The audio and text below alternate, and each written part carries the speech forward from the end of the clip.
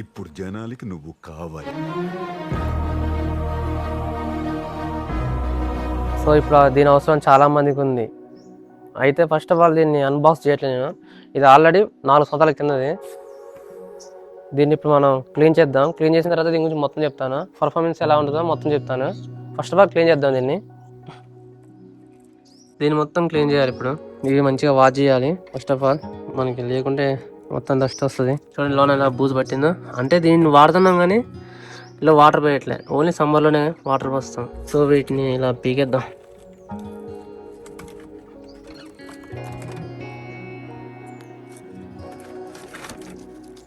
So దాన్ని కూడా ఇలా పీకేయడమే.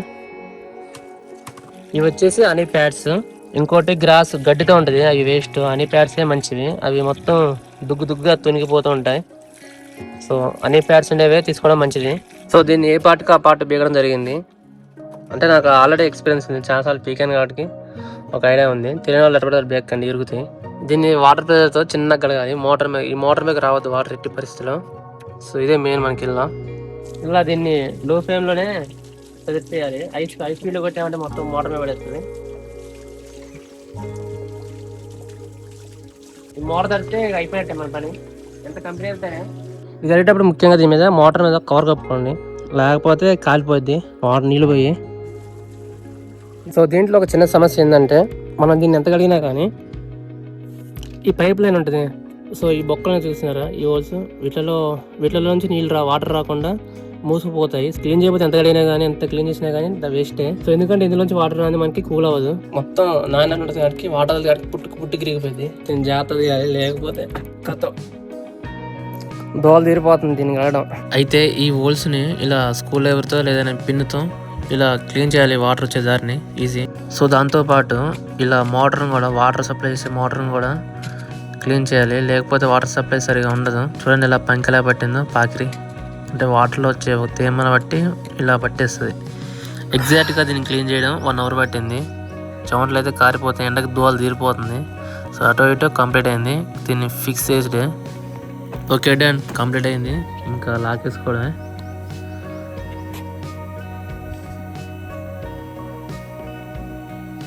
ఓకే ఇంకా ఆన్ చేద్దాం ఒకసారి. చలో, దీని కెపాసిటీ వచ్చేసి 115 లీటర్లు పడుతుంది వాటర్. ఒక్కరోజు ఫుల్ చేస్తే మనకు 3 డేస్ దాకా ఎటు అవసరం లేదు, మళ్ళీ నింపాల్సిన అవసరం లేదు. అంత రేట్ అవసరం అన్నారు. సో 2-3 ఏళ్ళు పెడితే వస్తుంది దండగంటారు. సో ఇప్పటికి ఇది చిన్న రిపేర్ లేదు. ఈ కూలర్ మేము కొన్నప్పుడు 13,500 పడ్డది. ఇప్పుడు వచ్చేసి ఇది 12,500 ఉంది ఫ్లిప్కార్ట్లో. సో ఒక 500 డిఫరెన్స్ వచ్చింది అంతే. అప్పుడు మేము కొన్నప్పుడు చాలా రేట్ ఎక్కువ అనుకుంటాం.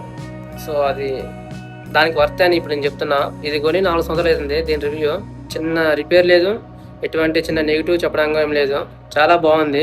చూసారుగా మీరే. కూలర్ తీసుకోవాలని చూస్తుంటారు ఎవరైనా. సో దీన్ని కళ్ళు మూసుకొని వెళ్ళిపోవచ్చు. ఇది ఎటువంటి ప్రమోషన్ కాదు, ఎటువంటి అన్బాక్సింగ్ వీడియో కాదు. ఇది మేము యూజ్ చేస్తున్న కూలర్. సో దీన్ని బజాజ్ రిజర్వ్ ఎయిర్ కూలర్ అంటారు. సో కళ్ళు మూసుకొని తీసుకోవచ్చు దీని వరకు. ఇది నా సొంత రివ్యూ. ఇది మేము యూజ్ చేస్తున్న కూలర్. ఇప్పటికీ స్టిల్ చిన్న రిపేర్ కూడా లేదు. మీరు పెట్టిన ప్రతి రూపాయికి వాల్యుబుల్ ఇది ఈ కూలర్. మనకి సౌండ్ విషయంలో కొంచెం నెగిటివ్ అంతే తప్ప దీనికి ఇక వంక పెట్టాల్సింది ఏం లేదు. ఎందుకంటే సౌండ్ కొంచెం పెద్ద గాలి వస్తున్నట్టే ఉంటుంది. ఇది ఓపెన్లో పెట్టక బాగుంటుంది ఇంకా ఇంట్లో కంటే. సో మీరు ఇంట్లో తీసుకున్నా. ఇది నా ఆనెస్ట్ రివ్యూ. ఇప్పుడు దీన్ని ఫ్లిప్కార్ట్లో 12,500 అంటారు. ఒకసారి మీరు ఆఫ్లైన్ కూడా చెక్ చేయండి ఇది ఎంత ఉందో అనేది. ఆఫ్లైన్లో నాకు తక్కువే పడవచ్చు. ఒకసారి దీన్ని మీకు నడిపించి చూపిస్తాను. సో చూడండి. సో దీన్ని ఆన్ చేస్తున్నా, చూడండి.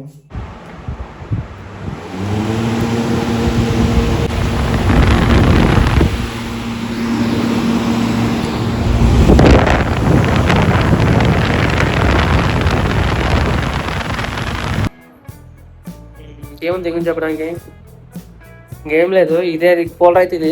ఉంటా మరి, బాయ్.